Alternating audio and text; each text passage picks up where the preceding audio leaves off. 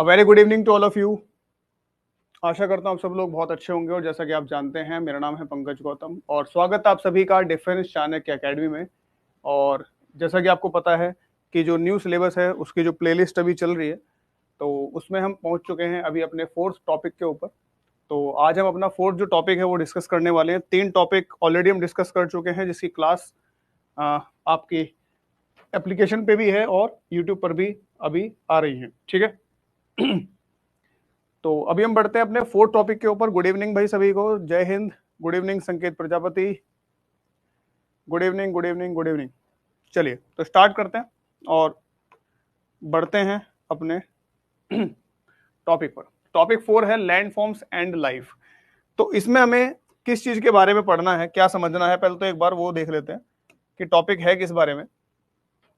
तो हमने जो पहला टॉपिक पढ़ा था, टॉपिक नंबर 1 जो हमने पढ़ा था, उसमें हमने पढ़ा था कि भारत में कितने तरह का फिजिकल डिवीजन पाया जाता है, यानी कि भारत में किस किस तरह की फिजिकल जो चीजें हैं वो पाई जाती हैं। जैसे माउंटेन्स पाए जाते हैं, जैसे प्लेटूज पाए जाते हैं, ठीक है, आइलैंड्स पाए जाते हैं, उसके अलावा फॉरेस्ट पाए जाते हैं, डेजर्ट पाए जाते हैं। तो कितने तरह की जो टोपोग्राफी है भारत में पाई जाती है, उसी को ही हम थोड़ा सा इस चैप्टर में भी डिस्कस करने वाले हैं कि कितने तरह की जो लैंडफॉर्म्स भारत में है वहां पर लाइफ कैसी है। तो अलग अलग लैंडफॉर्म में अलग अलग लाइफ होती है। जैसे मैदान में जो लोग रहते हैं उनकी लाइफ अलग होती है, पहाड़ों पर जो लोग रहते हैं उनकी लाइफ अलग होती है, डेजर्ट में जो लोग होते हैं उनकी लाइफ अलग होती है। तो जितना इस चैप्टर में दिया हुआ है उतना हम जरा इसमें देखेंगे कि भाई कहाँ कहाँ पे इन्होंने डिस्कस किया है, कि भाई किस किस चीज में इन्हें बताया गया है। जैसे अगर हम आगे चलें इसमें, तो माउंटेन्स में एक तो हमें पढ़ना है कि माउंटेन्स में लाइफ कैसी है, माउंटेन्स में क्या क्या क्या चीजें होती हैं। उसके बाद माउंटेन का एनवायरमेंट कैसा है, फिर माउंटेन्स में लाइफ कैसी है, फिर बात करें इन्होंने प्लेटूज की, प्लेटूज में लाइफ कैसी है, देन प्लेन्स में, और उसके बाद बस ये 3 टॉपिक इन्होंने डिस्कस किए हैं चैप्टर के अंदर। एक प्लेन है, एक प्लेटू है और एक माउंटेन है।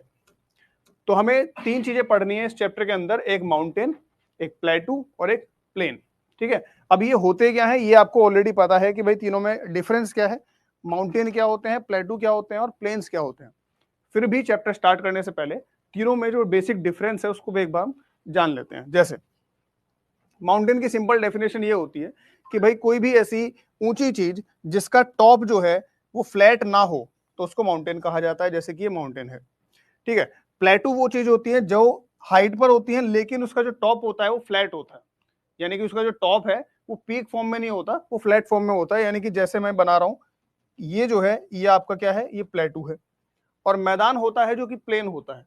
खासतौर से उसकी एक और पहचान होती है कि जहां पर नदियां अपने साथ में सेडिमेंट्स ला करके डिपॉजिट करती हैं तो उन नदियों की वजह से क्या बनते हैं, मैदान बनते हैं।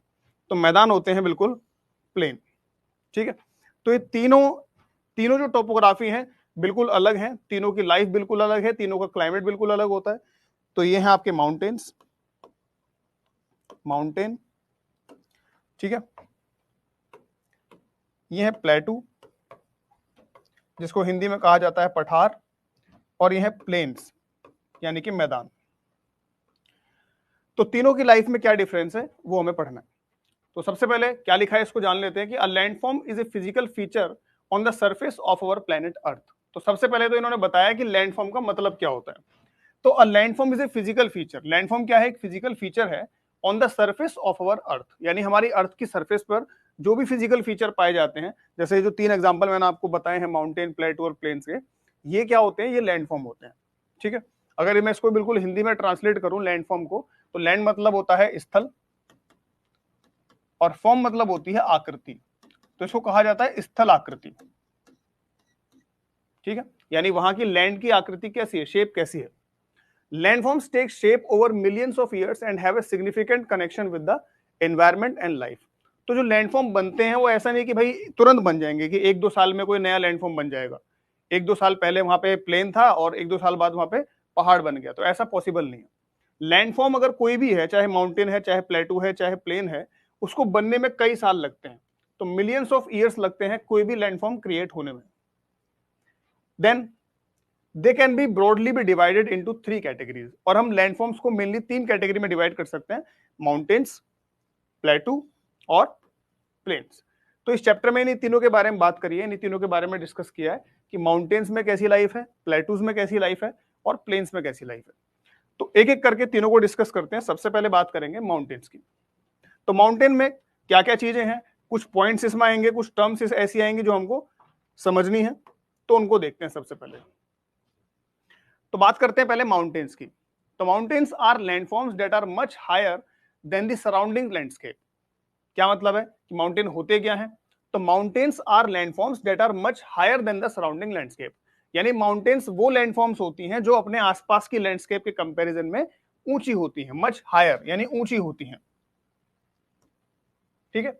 दे can be recognised by a broad base. इनकी क्या पहचान होती है माउंटेन्स की? तो mountains can be recognised by a broad base. इनका जो बेस होता है, आधार होता है, वो काफी बड़ा होता है। स्टीप स्लोप्स, यानी कि जो इनका स्लोप है, स्लोप मतलब होता है जो ऐसी ढलान होती है, उसको स्लोप कहा जाता है। तो इनका जो स्लोप होता है वो काफी ज्यादा स्टीप होता है, तिरछा होता है। एंड अ नैरो समिट, यानी जो इसकी जो पीक होती है वो कैसी होती है? काफी नैरो होती है। नैरो, नैरो मतलब होता है पतला, ब्रॉड मतलब चौड़ा, नैरो मतलब पतला। तो ये पहचान होती है किसकी? माउंटेन्स की। तो माउंटेन्स की एक बेसिक पहचान क्या है कि माउंटेन्स अपने आसपास के लैंडस्केप के कंपैरिजन में काफी ऊंचे होते हैं। दूसरा, इनका जो बेस होता है काफी ब्रॉड होता है, इनका स्टीप स्लोप होता है और नैरो समिट होती है। तो ये एक बेसिक डेफिनेशन होती है किसी भी माउंटेन की। ठीक है, आगे चलते हैं। Other highlands with lower height, less steep slopes and rounded tops are called hills. अब इसमें आपको हिल यानी कि जो पहाड़ी है, हिल को हिंदी में क्या कहते हैं? पहाड़ी। हिल मतलब होता है पहाड़ी। पहाड़ी की डेफिनेशन क्या है? ठीक है, पहाड़ी की डेफिनेशन क्या होती है? तो other highlands with lower height, ऐसे हाईलैंड्स जिनकी हाइट कम होती है। ठीक है, यानी ऐसे माउंटेन की बात कर रहे हैं जिनकी हाइट कम होती है। लेस स्टीप स्लोप्स, उनके स्लोप जो होते हैं वो कम तिरछे होते हैं। And rounded tops are called hills, और उनके जो टॉप हैं वो कैसे होते हैं? वो राउंडेड होते हैं, यानी कि कुछ कुछ इस तरह के होते हैं, ऐसे थोड़े से मतलब गोल होते हैं, एकदम चोटी नहीं होती है, थोड़े से गोल उसके क्या होते हैं? टॉप होते हैं, तो उनको कहा जाता है हिल्स। ठीक है, क्लियर है? ब्रॉड मतलब चौड़ा, बड़ा। हाँ जी, हाँ जी, बिल्कुल। चलिए नेक्स्ट,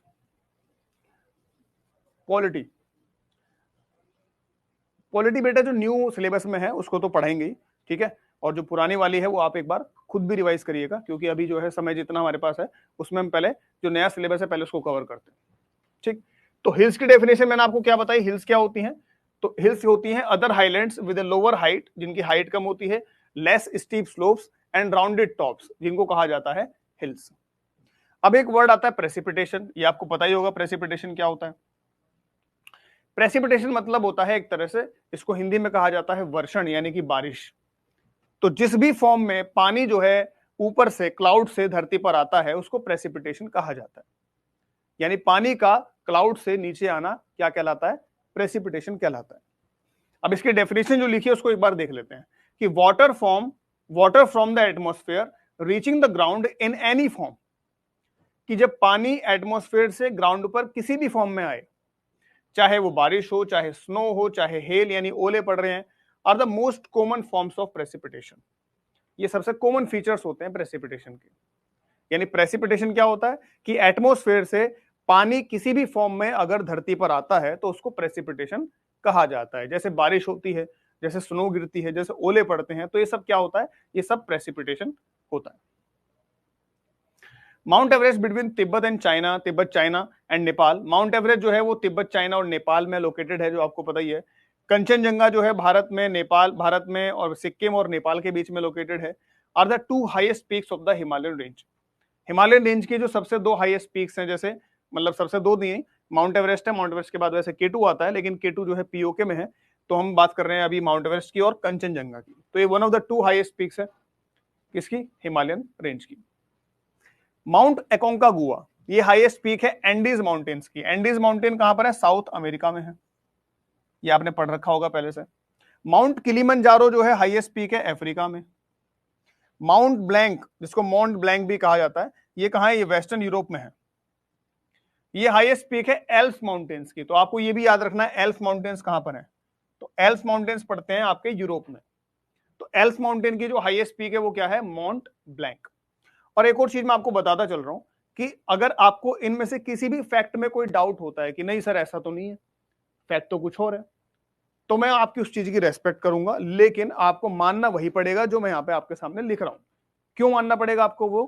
क्योंकि जो मैं लिख रहा हूं यहाँ पे, ये मैं अपनी तरफ से कोई रिसर्च करके या मैं अपनी तरफ से कुछ इसमें डेटा इनपुट नहीं कर रहा हूं अपनी तरफ से। ये सारा का सारा जो डेटा है, ये सब डेटा एनसीईआरटी का है, ये सब डेटा एनसीईआरटी का है। जो जो चीजें एनसीईआरटी में लिखी हैं वही चीजें मैंने आपको यहाँ पे नोट्स बना करके आपके सामने रखी हैं। तो आपको किसी भी अगर पॉइंट में ऐसा डाउट है कि नहीं सर ये डेटा गलत लग रहा है, मुझे लग रहा है कि ऐसा नहीं है, कुछ और है, तो उस चीज को आप अभी फिलहाल अपने तक ही रखिए। जो एनसीईआरटी में दिया है अभी आपको वही मान करके चलना है। एग्जाम में अगर आया तो यही आप लगा करके आओगे, यही आप आंसर लगा करके आओगे जो एनसीईआरटी में दिया है या जो मैं आपको करा रहा हूं। आ रही बात समझ में? तो इसमें बिल्कुल भी दिमाग में जो है दो चीजें लेकर के मत चलना, डाउट लेकर के मत चलना कि ठीक है कि मैंने तो पहले कुछ और पढ़ा था, यहाँ पे मैं कुछ और समझ रहा हूं। कुछ भी हो, मानना अभी फिलहाल आपको वही है जो यहाँ पे इसमें लिखा हुआ है। तो अलग अलग कॉन्टिनेंट में अलग अलग माउंटेन रेंजेस में कौन सी हाईएस्ट पीक है उसके बारे में यहाँ बताया है। जैसे कि एंडीज की माउंटेन हाईएस्ट पीक कौन सी है? माउंट एकोंकागुआ है। अफ्रीका में हाईएस्ट पीक कौन सी है? तो माउंट किलिमंजारो है। वेस्टर्न यूरोप में जो माउंट रेंज है एल्प्स, उसकी हाईएस्ट पीक कौन सी है? तो माउंट ब्लैंक है। ठीक है, ऐसे ही अनाईमुडी, अनामुडी या अनाईमुडी कहां पर है? केरल में है। And also known as Anai peak, इसको अनाई पीक भी कहा जाता है। अनाईमुडी को अनाई पीक भी कहा जाता है, जो कि हाईएस्ट पीक है कहां की? साउथ इंडिया की। ये हाईएस्ट पीक है कहां की? साउथ इंडिया की। तो अनाईमुडी केरल में है जिसको अनाई पीक कहा जाता है, और ये साउथ इंडिया की हाईएस्ट पीक है। Mountain with tall and sharp peaks like the Himalayas are relatively young. ये एक पॉइंट है जहां से आपका क्वेश्चन, मैं ऐसा उम्मीद कर रहा हूं कि बन सकता है, कि वो माउंटेन्स जिनकी शार्प पीक होती है, पीक मतलब चोटी, चोटी बहुत शार्प होती है, मतलब एकदम ऐसी तीखी नुकीली एकदम पीक होती है, ऐसे जो माउंटेन्स होते हैं वो नए माउंटेन्स होते हैं। यूजुअली ऐसे जो माउंटेन्स है जिनकी पीक बहुत शार्प है, ठीक है, और वो माउंटेन बहुत बड़े हैं, लंबे हैं, वो नए माउंटेन्स होते हैं। इसीलिए कहा जाता है कि जो हिमालय है वो न्यू फोल्ड माउंटेन्स हैं। वहीं अरावली, अरावली जो कि बहुत ज्यादा घिस चुके हैं, उनका इरोजन बहुत ज्यादा हो चुका है, उनकी हाइट बहुत कम हो चुकी है, और उनकी जो पीक्स हैं वो बहुत ज्यादा शार्प नहीं है अब। इसीलिए अरावली जो है उनको ओल्ड माउंटेन जो है भारत का कहा जाता है। भारत के सबसे पुराने माउंटेन जो है वो कौन है? वो अरावली है। ठीक है, और जो सबसे नए हैं वो कौन है? वो हिमालय है, क्योंकि हिमालय की ऊंचाई सबसे ज्यादा है, हिमालय की पीक्स जो है बहुत ज्यादा शार्प है। इसीलिए ये पॉइंट बहुत इंपॉर्टेंट है कि माउंटेन्स जिनकी पीक बहुत शार्प होती है, जो बहुत लंबे होते हैं, ऐसे माउंटेन जो होते हैं रिलेटिवली यंग होते हैं, नए माउंटेन होते हैं, यानी वो माउंटेन बहुत बाद में बने हैं। ठीक है, उनसे पुराने पुराने माउंटेन जो है वो एग्जिस्ट करते हैं, ये माउंटेन बहुत बाद में बने हैं, बहुत नए माउंटेन है। क्लियर है आपको बात? तो ये हमने समझा अभी तक माउंटेन्स के बारे में कि माउंटेन्स होते क्या हैं, माउंटेन्स के बारे में कुछ पॉइंट्स हैं जो आपको याद करने समझने। आगे चलें तो बात करते हैं माउंटेन एनवायरनमेंट के बारे में कि माउंटेन का एनवायरनमेंट कैसा होता है। हाँ, एल्पाइन क्लाइमेट जो होता है, एल्पाइन क्लाइमेट जो है वो आपका ठंडा क्लाइमेट माना जाता है, और एल्पाइन क्लाइमेट एल्प एल्प वर्ड से ही बना है, जो एल्प माउंटेन्स है उसी से बना है एल्पाइन क्लाइमेट। अब बात करते हैं माउंटेन एनवायरनमेंट के बारे में। तो माउंटेन का एनवायरनमेंट कैसा होता है? तो माउंटेन के एनवायरनमेंट में कैसे फॉरेस्ट पाए जाते हैं? तो वहां पाए जाते हैं माउंटेन फॉरेस्ट, जिनका एक और नाम होता है कॉनिफेरस फॉरेस्ट। कॉनिफेरस फॉरेस्ट भी कहते हैं इसको, या माउंटेन फॉरेस्ट कहते हैं। कैसे फॉरेस्ट होते हैं? तो a type of forest that grows in mountainous regions. तो सिंपल डेफिनेशन है कि ऐसे फॉरेस्ट जो माउंटेनियस रीजन्स में पाए जाते हैं, पहाड़ी इलाकों में पाए जाते हैं, ऐसे फॉरेस्ट को कहा जाता है माउंटेन फॉरेस्ट। ठीक है, अब यहां पे एक तरह की वेजिटेशन पाई जाती है जिसको मॉस कहा जाता है। मॉस क्या होता है? मॉस, तो मॉस जो है a small green plant without flowers or true roots often spreading in a cushion like cover. Moss जो होता है वो एक छोटा सा ग्रीन पौधा होता है जिसमें कोई फ्लावर्स नहीं होते, कोई रूट्स नहीं होती हैं, और एक कुशन की तरह फैला होता है। तो इसका हम एक बार फोटो देख लेते हैं ताकि ये और ज्यादा अच्छे से क्लियर हो जाए कि मॉस क्या होता है। मॉस,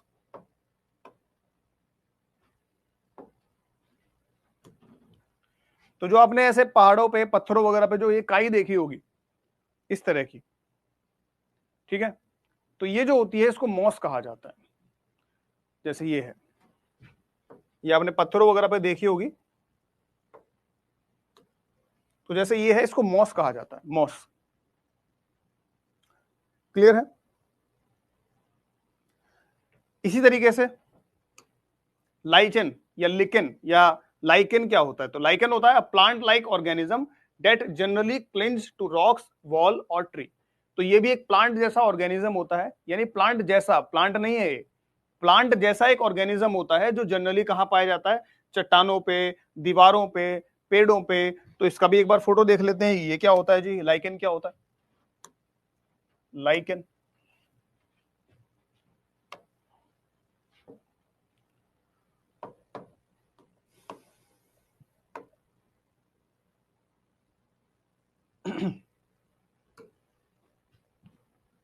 ठीक है, जैसे आपने पेड़ों वगैरह पे देखा होगा कि पेड़ पर एक ऐसी लेयर सी जम जाती है, तो इसको कहा जाता है लाइकेन। जैसे ये आप देख सकते हैं, ये पेड़ का तना है, ये पेड़ का तना है जिसके ऊपर ऐसी एक लेयर जम जाती है, जिसको लाइकेन कहा जाता है। हाँ, वेजिटेशन, काई जो है, एल्गी जो है, ये सब एक वेजिटेशन का ही पार्ट आते हैं। मॉस जो है वो तो एक वेजिटेशन है, लाइकेन जो है वो एक ऑर्गेनिज्म है, प्लांट लाइक ऑर्गेनिज्म, प्लांट जैसा ऑर्गेनिज्म है। ठीक है, तो मॉस क्या होता है, लाइकेन क्या होता है, इसको आप याद रखिएगा। कुमार संभव जो है एक पोयम है, हालांकि इसके बारे में ऐसा कोई लिंक नहीं है, बट एनसीईआरटी में एक फैक्ट दिया है, तो इसको याद रखना कि कुमार संभव एक पोयम है, किसकी? कालिदास की। कालिदास की एक पोयम है कुमार संभव। कालिदास की बहुत फेमस फेमस किताबें हैं, जैसे अभिज्ञान शाकुंतलम है कालिदास की, तो वो भी आप याद रखिएगा। कालिदास की किताब है अभिज्ञान शाकुंतलम। मेघदूत है। ठीक है, आगे चलते हैं। वाइल्ड लाइफ कैसी है यहाँ की? वाइल्ड लाइफ मतलब यहाँ पे कैसे जीव जंतु पाए जाते हैं? तो the golden eagle, the peregrine falcon, the Canadian lynx, the snow leopard, the ibex, the Himalayan tahr, the mountain hare, the yak, the grey fox and the black bear. तो इन सब के फोटोज जो हैं वो आपको एक बार सर्च करके देखने हैं। मैं सबके फोटोज दिखाऊंगा तो बहुत ज्यादा टाइम इसमें लग जाएगा, तो आप सभी बच्चों को इन सब के फोटोज जो है एक एक करके सर्च करने हैं। गोल्डन ईगल कैसा दिखता है, पेरेग्रीन फैल्कन कैसे दिखती है, कैनेडियन लिंक्स कैसा दिखता है, स्नो लेपर्ड कैसा दिखता है, आइबेक्स कैसा दिखता है। तो इन सबके आपको फोटोज एक बार सर्च करने हैं और इन सबको आपको एक बार देखना है। ठीक है, तो आपके दिमाग में एक इमेज बन जाएगी कि अच्छा ये वाला जो जानवर है पहाड़ों पे ज्यादातर पाया जाता है, तो ये पहाड़ों की वाइल्ड लाइफ है, वहां पे कैसे जानवर ज्यादा पाए जाते हैं। तो इन सबके फोटोज भी आपको एक बार सर्च करके देखने हैं। अब इसके बाद बात करते हैं लाइफ इन द माउंटेन्स, यानी माउंटेन्स में लाइफ कैसी है। तो उसके कुछ पॉइंट्स हैं, कुछ रिलेटेड स्टोरीज हैं, उनको देखते हैं।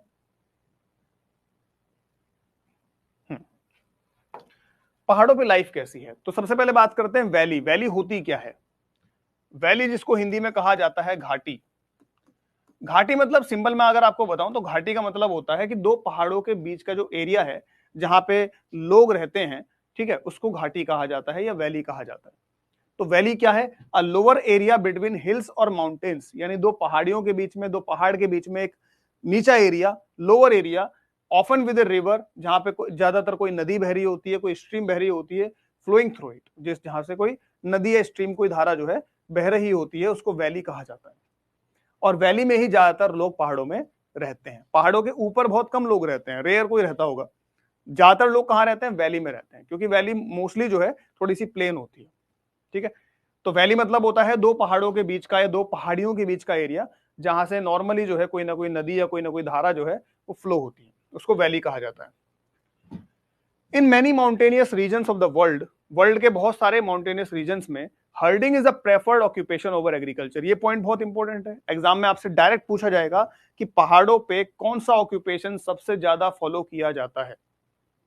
ठीक है, अब ऑप्शन में आपको एग्रीकल्चर दे दिया जाएगा, तो आप एग्रीकल्चर के साथ कंफ्यूज हो सकते हैं।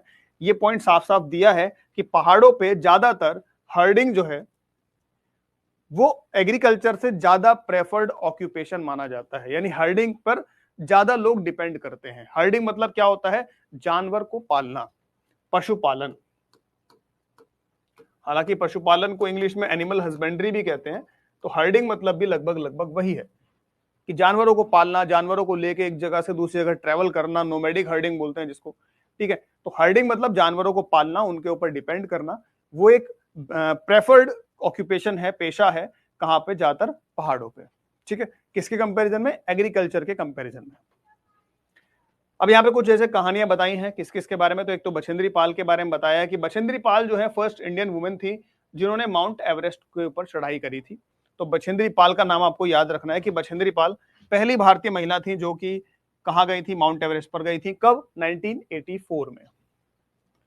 इसके लिए इनको बाद में पद्म श्री का अवार्ड मिला था उसी साल, यानी 1984 में ही इनको पद्मश्री का अवार्ड मिला था, और इनको पद्म भूषण का अवार्ड मिला है 2019 में। तो अवार्ड विशेष तौर पे याद रखने हैं। आपसे डायरेक्ट क्वेश्चन पूछा जा सकता है कि बछेंद्री पाल को पद्म भूषण कब मिला, बछेंद्री पाल को पद्मश्री कब मिला। ठीक है, तो बछेंद्री पाल पहली भारतीय महिला थी माउंट एवरेस्ट पर चढ़ने वाली 1984 में, और उसी साल उनको पद्मश्री मिला, और 2019 में उनको पद्म भूषण मिला। एक और महिला है अरुणिमा सिन्हा। अरुणिमा सिन्हा जो है इनका किसी एक एक्सीडेंट में इनका जो एक पैर है वो मतलब इन्होंने खो दिया था, लॉस्ट कर दिया था। तो बिना एक पैर के इन्होंने माउंट एवरेस्ट के ऊपर चढ़ाई करी। तो Arunima Sinha lost leg in an accident but she managed to climb Mount Everest in 2013। तो 2013 में माउंट एवरेस्ट पर चढ़ने वाली पहली भारतीय एम्प्यूटी, एम्प्यूटी मतलब होता है जो किसी ना किसी अपने शरीर के हिस्से से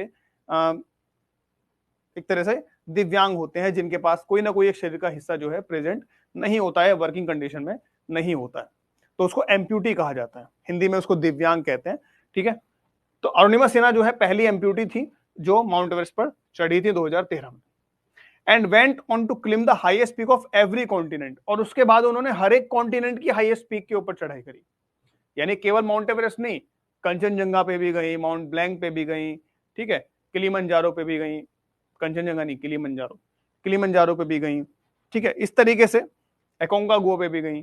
तो हर एक स्टेट के, हर एक कॉन्टिनेंट की जो हाईएस्ट पीक है, फिर उसके बाद उन्होंने उसके ऊपर भी चढ़ाई करी अरुणिमा सिन्हा ने। इसके लिए including Mount Vinson in Antarctica, Antarctica की जो हाईएस्ट पीक है माउंट विंसन, उसके ऊपर भी इन्होंने चढ़ाई करी। इसके लिए इनको पद्मश्री मिला है 2015 में। तो ये भी याद रखना कि 2015 में पद्मश्री जो है वो किसको मिला, या अरुणिमा सिन्हा को पद्मश्री जो है कब मिला, 2015 में। ठीक है, इसके बाद बात करते हैं फ्लैश फ्लड। फ्लैश फ्लड मतलब होता है, फ्लैश मतलब अचानक से, फ्लड मतलब होता है सिंपल, आपको पता है, बाढ़ आ जाना। तो जब अचानक से बाढ़ आती है, a sudden local flood often caused by A cloud burst. कई बार जब बादल फट जाता है, जैसे पहाड़ों पे आपने देखा होगा, उत्तराखंड वगैरह में कई बार बादल फट जाता है, जिसकी वजह से 2013 में बहुत ज्यादा एक बार तबाही भी आई थी, बहुत ज्यादा बाढ़ आने की वजह से, बारिश होने की वजह से। ठीक है, केदारनाथ में।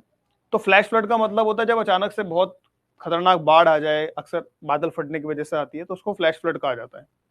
लैंडस्लाइड का मतलब होता है कई बार जो मिट्टी होती है, जमीन होती है, वो खिसक जाती है किसी ना किसी वजह से, बारिश की वजह से खिसक जाती है, या कोई अर्थक्वेक आता है तो खिसक जाती है, तो उसको लैंडस्लाइड कहा जाता है। हिंदी में उसको बोलते हैं भूस्खलन। तो लैंडस्लाइड क्या है, the sudden collapse of a mass of earth or rock from a mountain side. किसी माउंटेन साइड से अचानक से जो है अर्थ का कोई टुकड़ा है वो थोड़ा सा खिसक गया, कोई चट्टान है वो खिसक गई, तो उसको क्या कहते हैं हम, तो उसको कहते हैं लैंडस्लाइड, यानी कि भूस्खलन। एवलांच क्या होता है, एवलांच होता है the sudden fall of snow, यानी अचानक से बहुत तेज स्नो पड़नी स्टार्ट हो जाए, बर्फ का तूफान आ जाए। ठीक है, आइस और rocks from a mountain side often occurs when the snow starts melting. ये कब होता है, ज्यादातर जब कई बार स्नो जो है पिघलनी स्टार्ट होती है, तो बहुत सारी स्नो अचानक से गिर जाती है पहाड़ पे से, या पत्थर बहुत ज्यादा गिरने स्टार्ट हो जाते हैं। तो जब अचानक से बर्फ गिरनी स्टार्ट हो जाए, बहुत सारी आइस गिरनी स्टार्ट हो जाए, रॉक्स गिरनी स्टार्ट हो जाए, तो उसको एवलांच कहा जाता है। क्या कहते हैं उसको, एवलांच कहते हैं। कई बार जैसे पहाड़ों वगैरह पे जहां बर्फ पड़ती है, वहां बर्फ का तूफान आता है, कई बार ऊपर से बहुत सारी बर्फ एक साथ गिरनी स्टार्ट हो जाती है, तो उसको एवलांच कहा जाता है। क्लाउड बर्स्ट मैंने आपको बताया अभी, क्लाउड बर्स्ट क्या होता है कि बादल का फटना। बादल का फटने का मतलब होता है कि अचानक से बहुत तेज बारिश हो जाना, अचानक से बहुत तेज बारिश हो जाना, उसको क्लाउड बर्स्ट कहा जाता है। अ सडन वायलेंट रेनस्टॉर्म जो होती है उसको क्लाउड बर्स्ट कहते हैं। Mount Everest other religious names, mount Everest के और भी कई सारे नाम हैं, जैसे जो तिब्बत के लोग हैं, तिब्बतन लोग, वो माउंट एवरेस्ट को बोलते हैं चोमोलुंगमा। तिब्बतन लोग माउंट एवरेस्ट को चोमोलुंगमा कहते हैं। चोमोलुंगमा का मतलब उनका ये होता है mother goddess of the world, यानी पूरे वर्ल्ड की मदर गॉडेस। तो माउंट एवरेस्ट को चोमोलुंगमा कौन कहते हैं? तिब्बतन लोग कहते हैं। नेपाली जो है क्या कहते हैं? सागर माथा कहते हैं। यानी माउंट एवरेस्ट को नेपाली क्या कहते हैं? सागर माथा, यानी कि गॉडेस ऑफ द स्काई। ठीक है, नेपाली लोग क्या कहते हैं? सागर माथा कहते हैं, यानी कि गॉडेस ऑफ द स्काई। ठीक है, ऐसे ही माउंट कैलाश जो है तिब्बत में, माउंट कैलाश, कैलाश पर्वत जो आपको पता है कि महादेव का निवास है, तो Mount Kailash in Tibet is sacred for Hinduism, Buddhism, Jainism and Bon. तो माउंट कैलाश जो है वो कई धर्मों के लिए बहुत ज्यादा पवित्र माना जाता है, जैसे हिंदुइज्म के लिए बहुत पवित्र है, बुद्धिज्म के लिए बहुत पवित्र है, जैनिज्म के लिए बहुत पवित्र है, और एक और धर्म है बौन धर्म, उसके लिए भी जो है माउंट कैलाश बहुत ज्यादा पवित्र है। अब ये बौन कौन सा धर्म है? तो एन एंशिएंट तिब्बतन रिलीजन। तो तिब्बत का एक बहुत प्राचीन धर्म है जिसको बौन कहा जाता है। तो बौन के बारे में याद रखना, तिब्बत का एक बहुत पुराना धर्म जिसका नाम है बौन। तो माउंट कैलाश जो है वो अलग अलग कई सारे धर्मों के लिए बहुत ज्यादा पवित्र माना जाता है। ठीक है, तो हमने बात करी माउंटेन्स के बारे में। अब देखते हैं प्लेटूज। प्लेटूज मतलब पठार। तो a plateau is a landform that rises up from the surrounding land. Plateau क्या होता है? पहले तो देखते हैं कि हमारे सराउंडिंग लैंड से कोई उठी हुई जगह है एंड हैज ए मोर और लेस फ्लैट सरफेस, लेकिन उसका जो सरफेस है वो कैसा है? फ्लैट, फ्लैट सरफेस है, कोई पीक नहीं है, कोई चोटी नहीं है, कोई सरफेस फ्लैट है लेकिन थोड़ा सा उठा हुआ है, तो उसको प्लेटू कहा जाता है। हिंदी में कहा जाता है पठार। जैसे भारत में है Deccan प्लेटू। The largest and highest प्लेटू, world का लार्जेस्ट और हाईएस्ट प्लेटू जो है वो कौन सा है? वो है तिब्बतन प्लेटू। तिब्बत का जो प्लेटू है इसको बोलते हैं रूफ ऑफ द वर्ल्ड। इसको रूफ ऑफ द वर्ल्ड यानी पूरे वर्ल्ड की छत कहा जाता है इसको। Deccan प्लेटू is one of the oldest plateaus in the world. Deccan प्लेटू जो है वर्ल्ड के सबसे पुराने प्लेटूज में से है, जो कि भारत में है। Plateaus have been called storehouse of minerals. Plateaus को कई बार स्टोर हाउस ऑफ मिनरल्स कहा जाता है, मतलब कि यहाँ पे बहुत सारे मिनरल्स पाए जाते हैं। प्लेटूज में बहुत अधिक मात्रा में मिनरल्स पाए जाते हैं, इसलिए इसको स्टोर हाउस ऑफ मिनरल्स कहा जाता है। ऐसे ही East African plateau is famous for gold and diamond mining. जो ईस्ट अफ्रीकन प्लेटू है वो गोल्ड और डायमंड की माइनिंग के लिए बहुत ज्यादा फेमस है, क्योंकि आपको पता है कि गोल्ड और डायमंड जो है बहुत ज्यादा कहाँ पाया जाता है? अफ्रीका में पाया जाता है। तो ईस्ट अफ्रीकन प्लेटू जो है किसके लिए फेमस है? गोल्ड और डायमंड की माइनिंग के लिए।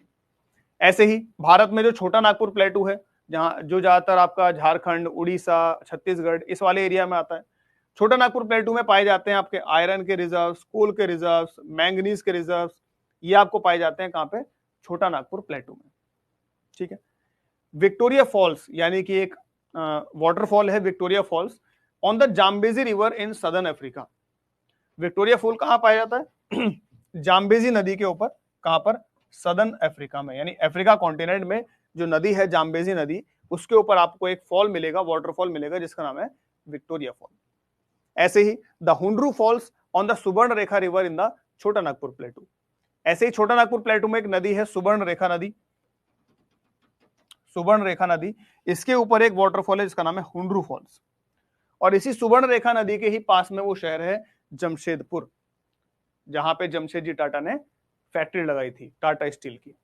ठीक है, तो सुवर्ण रेखा नदी पर जो है एक वाटरफॉल है हुंड्रू फॉल्स। कहां पर? छोटा नागपुर प्लेटू में।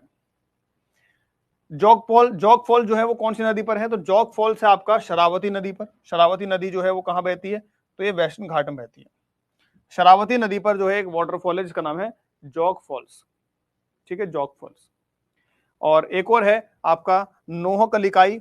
नोहकलिकाई फॉल जो है ये कहां पर है? तो ये आपका चेरापूंजी प्लेटू में है। तो यहाँ पे आपको ना लास्ट में ये बताया है कि अलग अलग प्लेटूज में कौन कौन से ऐसे वाटरफॉल है, फेमस वाटरफॉल है, क्योंकि बुक में भी दिए हैं, तो इसलिए मैंने आपको यहाँ पे लिखे भी हैं कि आपको बस याद कर लेना है कि कौन सा वाटरफॉल कहाँ पाया जाता है।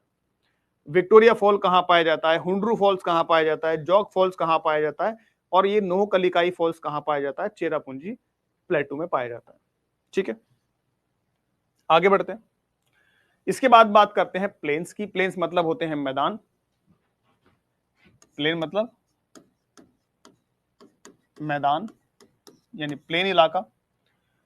तो plains are landforms that have an extensive flat surface. Plains ऐसे लैंडफॉर्म्स होते हैं जिनका एक फ्लैट सरफेस होता है due to deposition of sediments by rivers. तो यही मैंने आपको स्टार्टिंग में समझाया था कि प्लेन्स कैसे बनते हैं।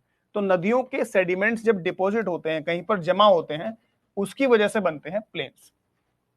और प्लेन्स का जो सरफेस है बहुत ज्यादा कैसा होता है, फ्लैट होता है। तो प्लेन्स क्या होते हैं, तो plains are landforms that have an extensive flat surface, जिनका एक फ्लैट सरफेस होता है due to deposition of sediments by rivers. नदियों के सेडिमेंट्स जब डिपॉजिट होते हैं तो उसकी वजह से बनता है आपका प्लेन्स। ठीक है। Most population of the world live in plain region.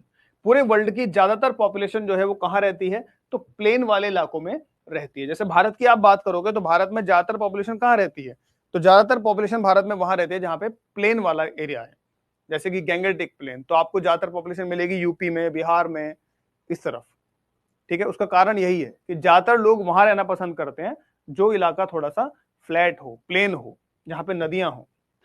जैसे भारत की बात कर रखी है उन्होंने कि about 40 crore Indians live in Gangetic plain. लगभग 40 करोड़ लोग, 40 करोड़ भारतीय कहां रहते हैं, गैंगेटिक प्लेन में रहते हैं। ये एग्जांपल दिया इसका। यहाँ का मेन ऑक्यूपेशन क्या होता है, तो एग्रीकल्चर यानी खेती करना, फिशिंग मछली पकड़ना, ये यहाँ का मेन ऑक्यूपेशन है। और कन्फ्लुएंस का मतलब क्या होता है, हिंदी में इसको बोलते हैं संगम। संगम से आप समझ गए होंगे संगम मतलब क्या होता है। संगम वो जगह होती है जहां पर दो या दो से ज्यादा नदियां मिलती हैं, उसको कहा जाता है संगम। जैसे भागीरथी और अलकनंदा मिलती हैं देवप्रयाग में, तो वो एक कन्फ्लुएंस है। ठीक है। जैसे गंगा और यमुना मिलती हैं कहां पर, प्रयागराज में, तो वो एक संगम है, कन्फ्लुएंस है। तो कन्फ्लुएंस मतलब होता है संगम, यानी the meeting point of two or more reverse. दो या दो से ज्यादा नदियों का मीटिंग पॉइंट क्या कहलाता है, कन्फ्लुएंस कहलाता है, जिसको हिंदी में संगम कहा जाता है। ठीक है। और इसके बाद लास्ट है, कुछ चीजें हैं ये हमको एक बार देखनी है। जैसे तिनाई क्या होता है, तिनाई। ठीक है। अब ये कुछ एक्स्ट्रा चीजें हैं, हालांकि जो हमें मेन जो चीजें पढ़नी थी वो हमने पढ़ ली हैं। अब ये कुछ एक्स्ट्रा चीजें हैं, जैसे तिनाई का मतलब क्या होता है। तिनाई मतलब होता है landscapes in the Tamil Sangam poetry. अगर तिनाई वर्ड अगर आपको एग्जाम में ऐसे दे दी जाए तो तिनाई का मतलब है कि तमिल की जो पोएट्री है, तमिल की जो संगम पोएट्री है, तमिल की जो संगम पोएट्री है, ठीक है, तमिल की जो संगम पोएट्री है वहां पे लैंडस्केप को तिनाई कहा जाता है। कैसे कैसे लैंडस्केप हैं उसको तिनाई वर्ड से वो बुलाते हैं कि तिनाई कैसा है वहां का। तिनाई मतलब होता है लैंडस्केप, कहां पर, तमिल की संगम पोएट्री में। अब अलग अलग जगह की जो लैंडस्केप वहां पे बताई गई है उसका तिनाई में नाम क्या है, तिनाई ऑक्यूपेशन, यानी कि वहां का ऑक्यूपेशन क्या है। अच्छा ये एक मिनट, ये जो ऑक्यूपेशन वर्ड है ना यहाँ पे, ये यहां नहीं आएगा, ये यहां आएगा, ऑक्यूपेशन, मेन ऑक्यूपेशन। तो ये तिनाई है इधर, इसको मैं थोड़ा सा ठीक कर देता हूं, वाइट सो हो गए।